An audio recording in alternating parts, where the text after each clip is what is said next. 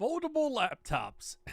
Huawei recently came out with a foldable laptop, and this bad boy, whew, gonna cost you an arm and a leg. It's kind of funny. This article does actually say Huawei's new foldable laptop costs more than your rent, and that might be very, very true.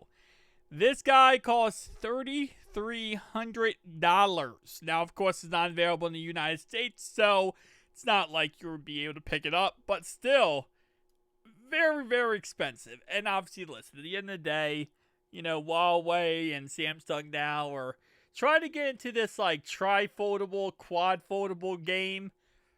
We'll see how that ends up turning out. But what I don't think is going to go very well are foldable laptops. This has been a thing for a while now. Like, this isn't something brand new, foldable laptops. There's been a lot of companies come out with these over the years. Problem is, the price tag's always ridiculously crazy. It's kind of like tri-foldable phones. You can't really take off with a product until you get a good, price tag for that product. I'm saying that, and being the guy, I did pick up the Apple Vision Pro, but, like, again, it's to a point where it isn't going to sell well unless the price tag is correct. Now, of course, people who are picking up laptops, let's be honest, if you look at some Razer laptops, especially if you start adding in like the 5090, 5080 GPUs into those laptops, they can get up to $4,000 range. So it's one of those situations where it's like $3,324 is how much it costs. Is that impossible for the consumer of what this laptop would be? Probably not, but at the same time, I just don't think it's ever, I just don't think it's ever going to catch on at that price tag.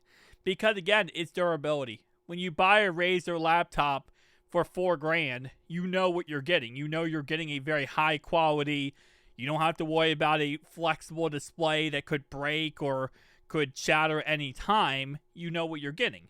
While with this, you always have that what if. What if it breaks? What if the foldable glass doesn't last long?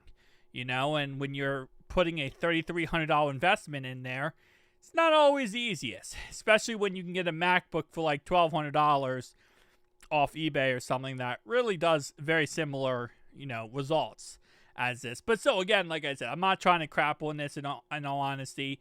It is an 18-inch OLED that folds into a 13-inch form factor. So it does give you that smaller form factor. And again, $3,300. I don't know. I don't cover affordable laptops for this said reason. I'm sure that they're really cool at the end of the day. I'm sure they have a lot of value for those who, want a foldable laptop. But I just don't see where it's ever going to truly catch on. Especially for that price tag. Because what I'm looking at when I see that price tag is I'm looking at, okay, this person is in the woods. Okay, they're in the woods. They have a foldable, pretty much foldable computer here. Foldable laptop. If a leaf, a bug, anything falls on this laptop when they're closing it, you just lost $3,300. Just like that. Just like that. So I'm actually surprised to take it out in the woods and stuff. I think they're trying to show off how you can use it anywhere and stuff like that. I respect that. I get that. I wouldn't. And for $3,300, I think, it is what it is. It does come down to the price tag, though. The market. Who is the consumer of this product? Consumer of this product probably wants a laptop that they fully can take anywhere and has a lot of power on it. This will have that. So, see you guys in the next one, though.